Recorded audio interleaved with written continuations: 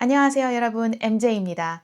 오늘은 제가 네덜란드에 온 지 8년 차가 된 입장에서 여기 이민 오기 전에 미리 알았으면 좋았을 것 같은 것들에 대해서 이야기를 해보려고 해요. 나라를 바꾼다는 건 정말 큰 결정이잖아요. 오늘 제가 말씀드릴 내용은 네덜란드가 좋다, 나쁘다 이런 문제가 아니고 네덜란드뿐만 아니고 다른 나라로 가시더라도 그 나라의 환경과 문화가 나랑 잘 맞는지가 정말 중요하더라고요. 그래서 오늘은 네덜란드를 고민하고 계시는 분들이나 이미 와서 살고 계시지만 저랑 비슷한 고민을 가지고 계시는 분들이 있을 것 같은데 이런 분들께 제 개인적인 경험을 나눠드리도록 하겠습니다.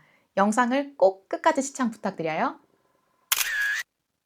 제가 영상 시작에 앞서서 고백을 하나 하자면 제가 네덜란드 2018년도에 왔거든요. 제가 네덜란드로 처음 올 땐 물론 제가 20대고 굉장히 자신감과 패기가 넘치는 그런 시기이기도 했지만 그때 굉장히 안일한 생각을 가지고 있었다는 생각이 지금 와서 보니까 들어요. 왜냐하면 저는 14살부터 이제 캐나다에서 유학을 했거든요. 내가 그렇게 어린 나이에 부모님도 없이 가서 적응도 잘하고 유학 생활을 마쳤는데 뭐 성인이 된 20대에 내가 어디든 못 가겠어? 라는 생각을 하고 있었던 것 같아요. 근데 또 제가 유학을 하던 때는 10대, 20대 초반 이런 정말 어린 시절이었고 또 그때는 정말 제가 부모님 돈을 받아서 유학 생활을 하는 입장이어서 돈을 벌지 않았을 때라 그때 제가 가졌던 어떤 퍼스펙티브랑 지금 제가 성인이 되고 나서 직접 돈을 벌고 또 가정을 꾸린 입장에서 보는 그 관점은 굉장히 다르더라고요. 물론 10년 이상의 나이 차가 있기도 하지만요. 그래서 제가 30대 중반의 성인으로서 그리고 직장 생활을 하고 있는 사람으로서 개인적인 경험을 바탕으로 한 제 개인적인 견해를 말씀드리려고 해요. 그래서 첫 번째, 미리 알았으면 좋았을 거는 날씨예요. 그러니까 뭔가 네덜란드의 단점에 대한 그런 시리즈가 될 것 같은데 날씨는 뭐 인터넷 쳐보시면 여기 날씨가 대충 어떻다라는 거는 당연히 아실 거예요. 저도 미리 알았지만 이 날씨가 저의 그 정신 건강에 이렇게나 큰 지분을 차지할 거라고는 저는 살기 전에는 전혀 생각을 하지 못했어요. 그러니까 네덜란드는 여름 한 2달, 3달 이 반짝 아름다운 시기가 끝나면 사실 그 후로는 좀 우울한 날들이 계속 지속된다고 보시면 돼요. 물론 해가 뜨는 날도 있고 날씨가 정말 exceptionally good 한 날들도 있긴 있어요. 하지만 그게 디폴트 값이 아니라는 거. 비가 굉장히 자주 와요. 비가 굉장히 자주 온다는 거는 또 항상 날씨가 밝지 않고 우중충하다라는 게 될 수 있겠죠. 근데 비가 또 하루 종일 오는 것은 아니고 그냥 추적추적 그냥 왔다 안 왔다 왔다 안 왔다 이거를 계속 반복을 하거든요. 근데 겨울 기간에는 이런 날씨들이 계속 지속되다 보니까 나도 모르는 사이에 굉장히 내 자신이 살짝 우울해져 있구나 이런 거를 느낄 때가 있거든요. 그래서 물론 영양제도 먹고 비타민 D 같은 것도 먹고 하지만 사실 모르겠어요. 그게 정말 얼마나 내 정신 건강에 도움이 되는지 모르겠는데 날씨가 물론 안 좋은 거는 아시겠지만 이 부분이 내 정신 건강에 큰 영향을 미칠 수 있다. 이것까지 알면 좋으실 것 같아요. 그래서 내가 항상 날씨가 좋아야 되고 그리고 또 뚜렷한 사계절이 있어야 되고 이런 거를 중요시 생각하시는 분이라면 이 날씨가 나한테 큰 영향을 미칠 수 있다. 이거는 미리 알아두셨으면 좋을 것 같아요. 그 다음 거는 음식이에요. 물론 제가 지금 이 영상에서 네덜란드 음식이 맛이 없다. 뭐 이런 거를 말씀을 드리려고 하는 게 아니고요. 인생의 반 이상을 해외 생활을 했잖아요. 그러니까 이제 한식이 항상 풍족하지 않은 곳에서 살다 보니까 한식에 대한 그리움이 그리고 특히 나이가 들면 들수록 더 강해졌어요. 그래서 저는 하루에 한 끼는 꼭 한식을 먹고 싶은데 뭐 맨날 그렇게 할 수는 없죠. 한식을 제가 하루에 한 끼를 먹으려면 제가 요리를 해야 돼요. 물론 뭐 남편이 요리를 하기도 하고 하지만 한식을 차려 먹는 것 자체가 굉장히 시간과 손이 많이 가는 일입니다. 저도 물론 한창 요리에 맛들려가지고 요리를 열심히 하던 시기도 있었는데 지금은 완전 권태기가 와서 아무것도 하고 싶지 않은 그런 시기를 제가 지나고 있거든요. 외식비가 그렇게 저렴한 나라는 아니잖아요. 그래서 외식도 그렇게 자주 하지 않다 보니까 또 집에서 요리를 해 먹는 날이 많은데 이건 굳이 한식뿐만 아니더라도요. 근데 내가 요리에 정말 취미가 없고 요리하는 거 정말 싫어한다. 이러면 좀 먹고 사는 일, 정말 말 그대로 먹고 사는 일이 조금 힘들어질 수 있겠다 이런 생각은 했어요. 물론 또 좋은 점을 꼽아보자면 여기는 장 보는 물가는 한국보다 훨씬 더 저렴하다고 저는 느끼면서 살고 있거든요. 그 말인즉 내가 요리를 해 먹고 살아야 한다. 그리고 제가 앞서서 말씀드렸지만 외식비도 저렴하지 않고 여기는 전체적인 생활비가 저렴하지 않아요. 제가 저희 편과 저 2인 가정이 쓰는 네덜란드에서 한 달 생활비를 정리해 본 영상은 여기 있으니까 가서 한번 봐주세요.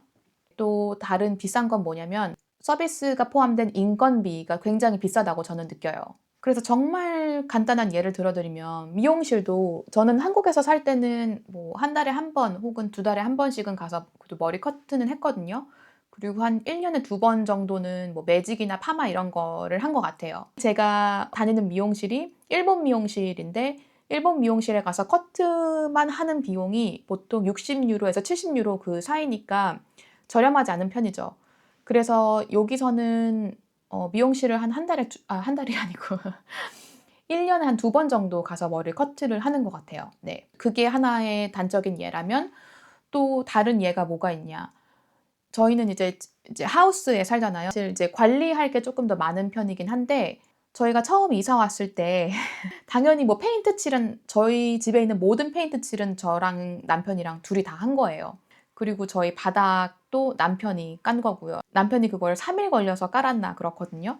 그거를 물론 사람을 써서 할 수도 있겠지만 사람을 고용을 하려면 굉장히 가격이 비싸기 때문에 최대한 저희가 할 수 있는 선에서는 저희끼리 해결을 하려고 노력을 많이 하죠. 그리고 또 저희가 부엌도 이제 레노베이션을 한번 한 건데 부엌 레노베이션 그 전에 있었던 부엌 있잖아요. 그거 철거는 저희가 직접 한 거예요. 그 새 부엌 오는 거, 그 인스톨레이션, 그 설치비만 4,000유로가 들었어요. 자재비랑 또 다른 거예요. 어느 정도 비싼지 감이 오시죠? 한국이랑 특히 비교를 해보자면 설치비에만 4,000유로가 들어가는 게 조금 과하다고 저는 이제 느끼는데 물론 한국에서는 워낙 그런 서비스들이 옵션도 많고 가격도 여기보다는 훨씬 저렴하잖아요. 어쩔 때는 그런 일을 하시는 분들이 너무 저렴한 인건비를 차지하신다 이런 생각은 들기도 하지만 소비자 입장으로서 볼 때 이런 인건비가 굉장히 높아서 많은 부분을 내가 혼자 처리해야 된다. 이것도 하나 이제 알아두시면 좋을 것 같아요. 저는 제가 손재주가 없고 뭔가 뚝딱뚝딱 해버릇을 하면서 살지 않았기 때문에 저는 거의 대부분 이런 일들은 남편한테 다 위임을 전적으로 하거든요. 그런데 여기는 사람을 고용하는 그 서비스비가 너무 비싸고 또 한국처럼 그렇게 빨리빨리 빠른 시일 내에 되는 게 아니라는 거. 그래서 많은 부분을 내가 하면서 살아야 한다. 이거를 또 미리 알면 좋을 것 같아요. 다음으로 제가 말씀드리고 싶은 거는 친구 사귀는 거. 당연히 뭐 네덜란드뿐만 아니고 어느 다른 나라로 이민을 가시던지 간에 거기서 현지에서 친구도 사귀셔야 되고 또 나만의 네트워크를 또 구축을 해 나가야 되잖아요. 근데 이제 제가 8년 동안 살면서 경험한 네덜란드 사람들 좀 이건 일반화를 하는 거예요. 물론 개개인의 특성은 다 다르겠지만 네덜란드 사람들을 제가 관찰을 해봤을 때 어떻다고 느끼냐면 딱히 불친절하지도 않고 그렇다고 딱히 엄청 프렌리한 그런 그룹도 아니라고 느껴요. 같이 일하거나 이런 더치 동료들을 생각을 해보면 또 굉장히 합리적이고 실용적이고 또 한편으로는 되게 이지고잉하고 그래서 그런 레벨에서는 같이 지내는 게 무리는 없는데 더치 사람들이랑 친구가 되는 거는 또 완전 다른 이야기인 것 같아요. 물론 생각을 저도 해보자면 제가 만약에 계속 한국에서 살았더라면 제 어렸을 때부터 같이 친했던 친구들도 있고 뭐 친척들도 있고 그런 저의 로컬 네트워크가 확실히 구축이 되어 있기 때문에 사실 새 친구를 사귀려고 특히 또 외국인 같이 나랑 shared history나 cultural이 없는 사람들은 그런 사람들이랑 사귀려면 더 많은 effort가 들어가야 되잖아요. 내 인생에서 다른 priority도 많은데 굳이 그런 extra effort를 해가면서 새 친구를 사귀려고 막 노력할 것 같진 않아요. 그래서 이게 뭐 네덜란드 사람들이 뭐 엄청 폐쇄적이거나 약간 폐쇄적인 부분도 있지만 이거는 꼭 네덜란드 사람이라서 그런 게 아니고 어느 사회나 로컬 그룹들은 어느 정도 폐쇄성은 가지고 있지 않을까 그렇게 생각은 하긴 해요. 네덜란드 사람들과 정말 친해지고 친구가 되기는 조금 어렵다고 느껴요.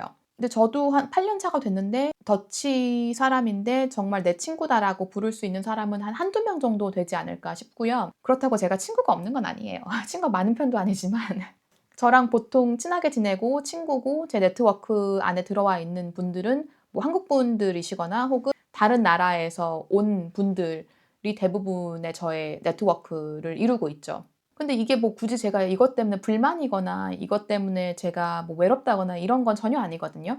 어떤 점에서 이게 나한테 불리한 점이라고 느끼냐면 네덜란드라는 사회가 적어도 제가 경험한 바로는 인맥 사회라는 생각이 들어요. 물론 이것도 어느 사회나 뭐 인맥을 중심으로 많은 일들이 해결이 되고 또 굴러가고 그러겠죠. 한국도 학연, 지연, 혈연 이런 말이 있잖아요. 그렇듯이 네덜란드도 그 비슷한 부분이 있어요. 한국인뿐만 아니고 외국인 신분으로는 구조적으로 분리할 수밖에 없는 신분인 것 같은데 merit-based society라기보다는 그런 network-based, network-oriented society라고 느끼는 입장에서 그 모든 게 실력으로만 결정된다라기보다는 인맥 그리고 그 인맥 안에서도 내가 얼마나 호감형인지가 굉장히 중요하다고 느꼈어요.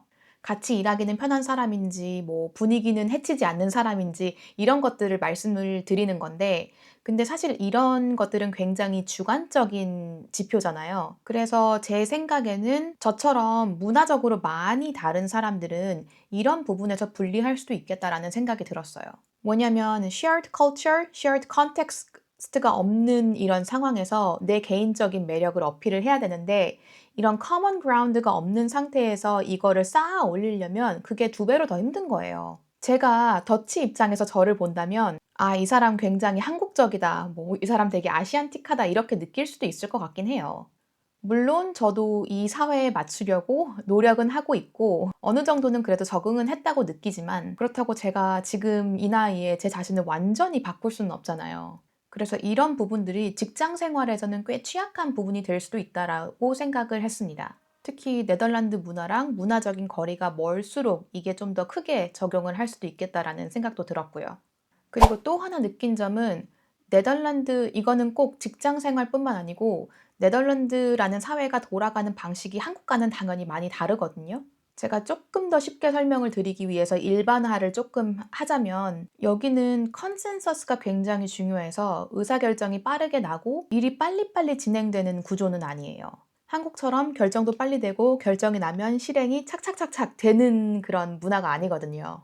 그래서 효율적인 사고를 하고 실행 중심으로 일하는 걸 좋아하시는 분들, 또 저처럼 속도가 중요하신 분들한테는 이게 정말 안 맞을 수가 있어요. 특히 커리어가 삶에서 큰 비중을 차지를 하고 진급이나 성장 면에서 빠르게 앞으로 나가고 싶은 그런 야망이 있으신 분들이라면 이거는 제 개인적인 의견이지만 네덜란드는 그런 야망이나 특히 속도를 시스템적으로 서포트해주는 사회는 아니라고 생각을 해요. 물론 이건 개인차가 있고 또 회사나 팀마다 다를 수 있겠지만 적어도 제가 조금 더 큰 틀에서 보자면 제 개인적인 관찰은 그랬다라는 거를 말씀을 드립니다. 네, 그래서 제가 오늘 드린 이야기를 조금 정리를 해보자면 네덜란드는 생활의 편리성이나 빠른 문화, 좋은 날씨, 그리고 이미 탄탄한 네트워크가 중요하신 분들, 또 커리어에 대한 야망이 굉장히 크신 분들이라면 네덜란드는 조금 더 신중하게 고민해 보셔도 좋을 것 같아요. 물론 네덜란드는 좋은 점이 굉장히 많은 나라입니다. 제가 여기서 8년째 살고 있다는 게 그거를 증명하는 거기도 하고요. 네덜란드 살이의 장점은 제가 또 다른 영상에서 다뤄보도록 할게요. 그래서 오늘 이 영상은 제가 네덜란드가 좋다 나쁘다 이런 거를 말하려는 게 아니고 그리고 또 이 네덜란드로의 이민을 추천한다 추천하지 않는다 이런 거를 말씀드리려는 것도 아니에요. 이민이라는 결정은 인생에서 굉장히 큰 결정인데 그래서 제가 제 개인적인 경험을 바탕으로 네덜란드로 이민을 오시기 전에 이런 부분은 아셨으면 좋겠다라는 거를 영상으로 찍어본 겁니다.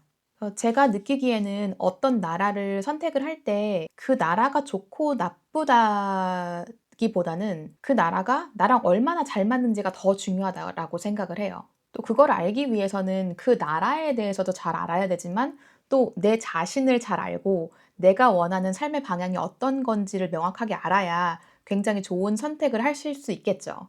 이 영상을 보시고 네덜란드 살고 계신 다른 분들은 또 어떤 생각을 가지고 계신지, 다른 유럽 국가에 사시는 분들의 경험은 어떤지, 사시는 나라에 오시기 전에 어떤 걸 미리 알았으면 좋았을 것 같은지 댓글로 공유해 주시면 정말 좋을 것 같아요. 저도 궁금하거든요. 그래서 저는 모두가 각자의 성향과 라이프 스타일에 가장 잘 맞는 선택을 하셨으면 좋겠습니다. 여러분의 이민 생활을 응원합니다. 이 영상이 도움이 되셨다면 좋아요와 구독 눌러주세요. 그럼 저는 또 더 좋은 영상으로 찾아오겠습니다. 시청해주셔서 감사합니다. 안녕.